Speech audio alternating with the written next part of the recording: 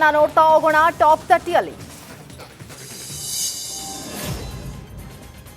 ಶೀಘ್ರದಲ್ಲೇ ಯತ್ನಾಳ್ರನ್ನ ಪಕ್ಷದಿಂದ ಉಚ್ಚಾಟನೆ ಮಾಡ್ತಾರೆ ಅಂತ ಮಾಜಿ ಸಚಿವ ರೇಣುಕಾಚಾರ್ಯ ಸ್ಫೋಟಕ ಹೇಳಿಕೆಯನ್ನ ನೀಡಿದ್ದಾರೆ. ನಮ್ಮ ಪಕ್ಷದಲ್ಲಿ ಆಂತರಿಕ ಶತ್ರುಗಳ ಸಂಖ್ಯೆ ಜಾಸ್ತಿ ಆಗಿದೆ, ಶತ್ರುಗಳು ನಾಶ ಆಗಲೇಬೇಕು, ಆದಷ್ಟು ಬೇಗ ಯತ್ನಾಳ್ ಉಚ್ಚಾಟನೆ ಖಚಿತ ಅಂದ್ರು. ಅಂದ್ರೆ ಹೊರಗಿನವರು ಕಾಂಗ್ರೆಸ್ ಮತ್ತು ಯಾರು ಒಳಗಡೆ ಇದ್ದಾರೆ ಅದನ್ನು ಸಂಹಾರ ಮಾಡಲಿ ಅಂತ ಹೇಳ್ತೀವಿ ಮತ್ತು ಮುಲಾಜಿಲ ಶಿಸ್ತು ಕ್ರಮ ಜರುಗಿಸಿ ಉಚ್ಚಾಟನೆ ಮಾಡಬೇಕಂತ ಒತ್ತಾಯ ಮಾಡ್ತೀವಿ. ಉಳಿದಂತ ಮಾಧ್ಯಮದ ವೇಟ್ ಅಂಡ್ ಸಿ ಕಾದ್ ನೋಡಿ.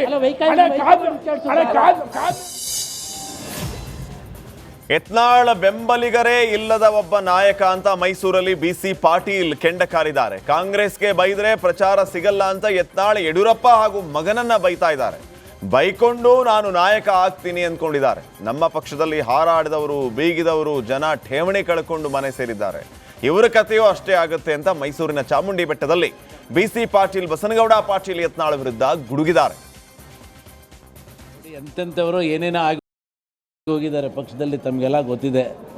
ಯಾರು ಜಿಗಿದಾಡಿದವರು, ಉದ್ದ ಹರಿದಾಡಿದವರು, ನಾನು ಜಗ್ಗಲ್ಲ ಬಗ್ಗಲ್ಲ, ನಾನು ಹಾಗೆ ಹೀಗೆ ಅಂತಂದವರು ಕತೆ ಏನಾಗಿ ಇವತ್ತು ಮೂಲ ಗುಂಪಾಗಿ ಠೇವಣಿ ಕಳ್ಕೊಂಡು ಮನೇಲಿ ಕೂತ್ಕೊಂಡಂಥದ್ದು ತಮ್ಮೆಲ್ಲರಿಗೂ ಗೊತ್ತಿದ್ದಂಥ ವಿಷಯ ಇದೆ. ಪಕ್ಷಕ್ಕಿಂತ ದೊಡ್ಡವರು ಯಾರೂ ಅಲ್ಲ. ವ್ಯಕ್ತಿ ದೊಡ್ಡದಲ್ಲ, ಪಕ್ಷ ದೊಡ್ಡದಿದೆ. ಭಾರತೀಯ ಜನತಾ ಪಕ್ಷ ಇಡೀ ಜಗತ್ತಿನಲ್ಲಿ ಅತ್ಯಂತ ದೊಡ್ಡ ಸದಸ್ಯರನ್ನ ಹೊಂದಂಥ ಪಕ್ಷ, ಭಾಳ ಬಲಿಷ್ಠವಾದಂಥ ಪಕ್ಷ. ಕಾಯ್ದು ನೋಡ್ತಾ ಇದ್ದಾರೆ.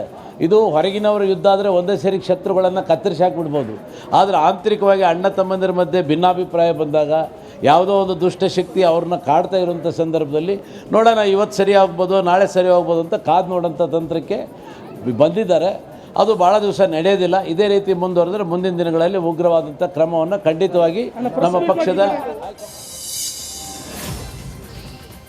ಮೈಸೂರಿನ ಖಾಸಗಿ ಹೋಟೆಲ್ನಲ್ಲಿ ಬಿಜೆಪಿ ರಾಜ್ಯಾಧ್ಯಕ್ಷ ವಿಜಯೇಂದ್ರ ಬಣದ ಸಭೆ ನಡೀತಾ ಇದೆ. ಮಾಜಿ ಸಚಿವ ರೇಣುಕಾಚಾರ್ಯ, ಬಿಸಿ ಪಾಟೀಲ್ ನೇತೃತ್ವದಲ್ಲಿ ಸಭೆ ನಡೆಯುತ್ತಿದ್ದು 38ಕ್ಕೂ ಹೆಚ್ಚು ಮಾಜಿ ಸಚಿವರು, ಮಾಜಿ ಶಾಸಕರು ಭಾಗಿಯಾಗಿದ್ದಾರೆ.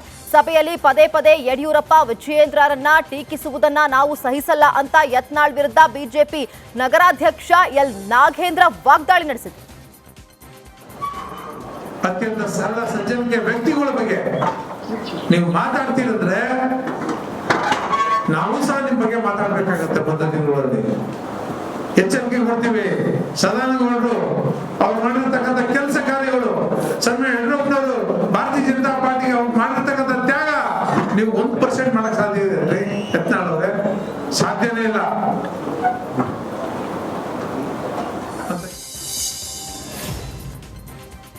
MLA ಬಸನಗೌಡ ಪಾಟೀಲ್ ಯತ್ನಾಳ್ ಅವರನ್ನ ಪಕ್ಷದಿಂದ ಉಚ್ಚಾಟನೆ ಮಾಡಿ ಅಂತ ಮೈಸೂರಿನಲ್ಲಿ ನಡೆದ ಸುದ್ದಿಗೋಷ್ಠಿಯಲ್ಲಿ ಬಿಜೆಪಿಯ ಕಾರ್ಯಕರ್ತರು ಆಗ್ರಹಿಸಿದ್ದಾರೆ. ನಾವು ಕಾಂಗ್ರೆಸ್ ಅವರಿಗೆ ಮುಖ ತೋರಿಸೋದಕ್ಕಾಗ್ತಾ ಇಲ್ಲ, ಪಕ್ಷ ವಿರೋಧಿ ಕೆಲಸ ಮಾಡ್ತಾ ಇರೋ ಯತ್ನಾಳ್ ಅವರನ್ನ ಉಚ್ಚಾಟನೆ ಮಾಡಿಸಿ ಅಂತ ಕಾರ್ಯಕರ್ತರು ಒತ್ತಾಯಿಸಿದ್ದಾರೆ.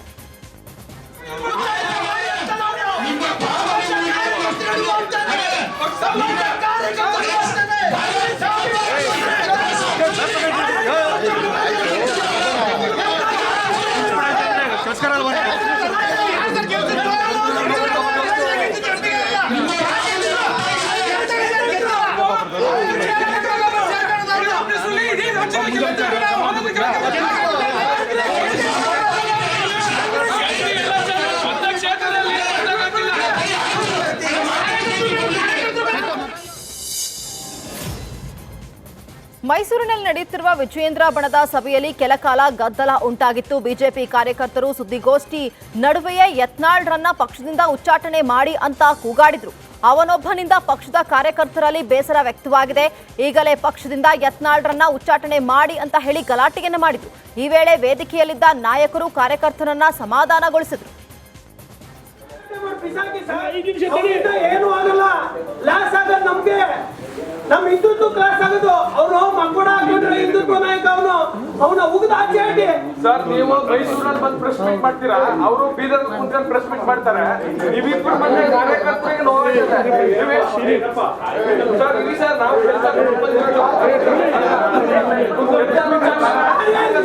ಎಲ್ಲ ಉಚ್ಚಾಟನೆ ಮಾಡಿಸಿ ಸರ್, ಈ ಹೋರಾಟ ಮಾಡಿ ಸರ್. ನಿಮ್ ಜೊತೆ ನಾವು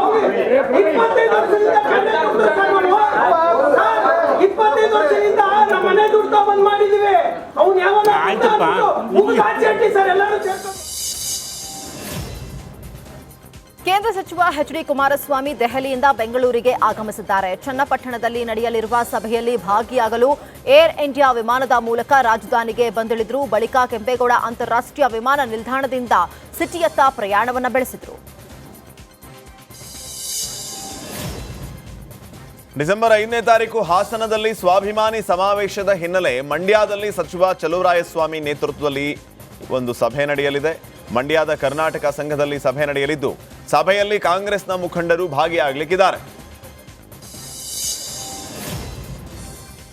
ಉಪಚುನಾವಣೆಯಲ್ಲಿ ಮೈತ್ರಿ ಅಭ್ಯರ್ಥಿ ನಿಖಿಲ್ ಸೋತ ಹಿನ್ನೆಲೆ ಚನ್ನಪಟ್ಟಣದ ಖಾಸಗಿ ರೆಸಾರ್ಟ್ನಲ್ಲಿ ಮತದಾರರಿಗೆ ಕೃತಜ್ಞತಾ ಸಮಾರಂಭ ಕಾರ್ಯಕ್ರಮ ಆಯೋಜಿಸಲಾಗಿದೆ. ಕಾರ್ಯಕ್ರಮದಲ್ಲಿ ಎಚ್ ಡಿ ಕುಮಾರಸ್ವಾಮಿ, ನಿಖಿಲ್ ಕುಮಾರಸ್ವಾಮಿ ಭಾಗಿಯಾಗಲಿದ್ದಾರೆ. ಮತದಾರರು ಹಾಗೂ ಚುನಾವಣೆಗೆ ಶ್ರಮಿಸಿದ ಕಾರ್ಯಕರ್ತರು, ಮುಖಂಡರಿಗೆ ಎಚ್ಡಿಕೆ ಕೃತಜ್ಞತೆ ಸಲ್ಲಿಸಲಿದ್ದಾರೆ. ವಿಧಾನ ಪರಿಷತ್ನ 4 ಸ್ಥಾನಗಳಿಗೆ 40ಕ್ಕೂ ಹೆಚ್ಚು ಆಕಾಂಕ್ಷಿಗಳಿಂದ ತೀವ್ರ ಲಾಬಿ ಶುರುವಾಗಿದೆ. ವಿವಿಧ ಸಂಘ ಸಂಸ್ಥೆಗಳ ಮುಖ್ಯಸ್ಥರು, ಸಿನಿಮಾ ನಟರು, ಪ್ರಗತಿಪರರು, ಪಕ್ಷಕ್ಕೆ ದುಡಿದ ಕಾರ್ಯಕರ್ತರಿಂದ ಪೈಪೋಟಿ ಇದ್ದು ತೀವ್ರ ಒತ್ತಡ ಇರೋದರಿಂದ ಸಿಎಂ ಹಾಗೂ ಹೈಕಮಾಂಡ್ ಇಕ್ಕಟ್ಟಿಗೆ ಸಿಲುಕಿದೆ. ಅಂತಿಮವಾಗಿ ಚರ್ಚೆ ಮಾಡಿ ಡಿಸೆಂಬರ್ ಕೊನೆಯ ಅಥವಾ ಜನವರಿ ತಿಂಗಳಲ್ಲಿ ನಾಮನಿರ್ದೇಶನ ಮಾಡುವ ಸಾಧ್ಯತೆ ಇದೆ ಅಂತ ಕಾಂಗ್ರೆಸ್ ಹಿರಿಯರು ಹೇಳಿದ್ದಾರೆ.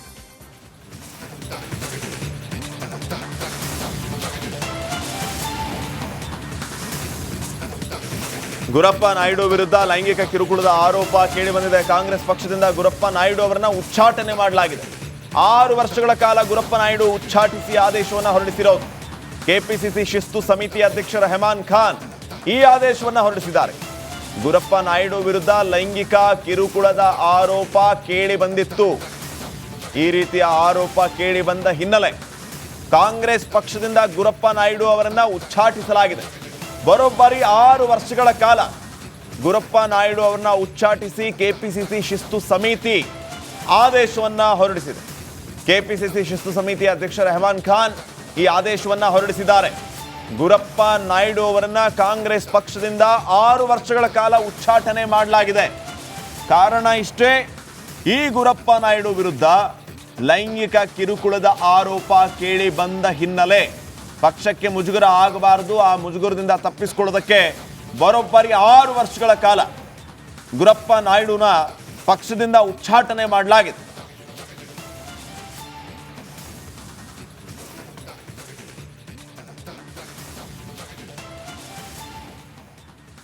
ಇನ್ನುಳಿದ ಸುದ್ದಿಗಳನ್ನ ನೋಡ್ತಾ ಹೋಗೋಣ. ಟಾಪ್ 30ಯಲ್ಲಿ ಬೆಂಗಳೂರಿನ ಬನ್ನಿಪೇಟೆಯಲ್ಲಿ ನಿರ್ಮಾಣವಾಗುತ್ತಿರುವ ಅಪಾರ್ಟ್ಮೆಂಟ್ ವಿರುದ್ಧ ಜನಾಕ್ರೋಶ ವ್ಯಕ್ತವಾಗ್ತಾ ಇದೆ. ಶ್ಯಾಂಪುರ್ಜಿ ಫಲೋಜಿ ಬಿಲ್ಡರ್ನಿಂದ ಮಹಾ ಮೋಸ ನಡೆದಿರುವ ಶಂಕೆ ವ್ಯಕ್ತವಾಗಿದೆ. ಕೋವಿಡ್ ನೆಪ ಹೇಳಿ 9 ತಿಂಗಳು ಕಾಲಾವಕಾಶ ಕೇಳಿದ ಬಿಲ್ಡರ್ ಈಗ ನಂತರ ಕಾರ್ಮಿಕರ ಸಮಸ್ಯೆ ಅಂತ ಹೇಳಿ 1 ವರ್ಷ ತಡ ಮಾಡಿದ್ದಾರೆ. ಕಳೆದ ಜುಲೈ ತಿಂಗಳಲ್ಲಿ ಫ್ಲಾಟ್ ಕೊಡ್ತೀವಿ ಅಂತ ಹೇಳಿ ಭರವಸೆಯನ್ನ ನೀಡಿದ್ರು. ಈವರೆಗೂ ಮನೆ ಕೊಟ್ಟಿಲ್ಲ ಅಂತ ಕಣ್ಣೀರನ್ನ ಹಾಕ್ತಾ